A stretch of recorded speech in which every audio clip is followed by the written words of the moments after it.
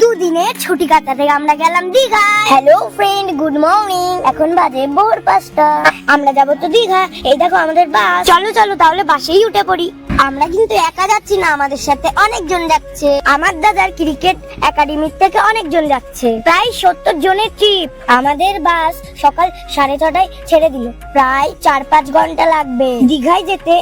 এই ট্রিপটা কিন্তু আমার বাবাই অর্গানাইজ করেছে। বাসে উঠেই টিফিন দিল, কেক, কলা, ডিম সেদ্ধ।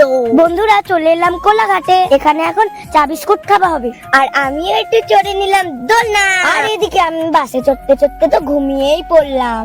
ওই দেখা যায় দীঘার গেট। ফাইনালি তো পৌঁছেই গেলাম আমরা দীঘা।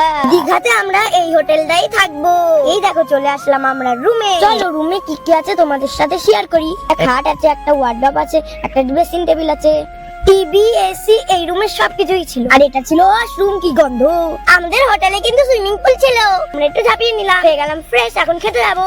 হাই ভগবান, এসে দেখি রান্নাও হয়নি। এখন বাজে বেলা 3টে।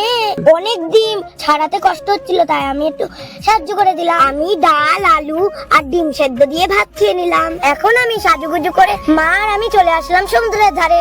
দেখো বন্ধুরা, আজ সমুদ্র কত উত্তাল হয়ে আছে, সুন্দর ঢেউ। আমি একটু বাবালটি খেয়ে নিলাম। সন্ধ্যাবেলা স্ন্যাক্সে ছিল ফ্রেঞ্চ ফ্রাই, চিকেন পকোড়া। রাতের মেনুতে ছিল চিকেন বিরিয়ানি, চিকেন কষা। বন্ধু, আমি নিতে রাখি, তোমরা একটা লাইক করো। Tata, bye bye.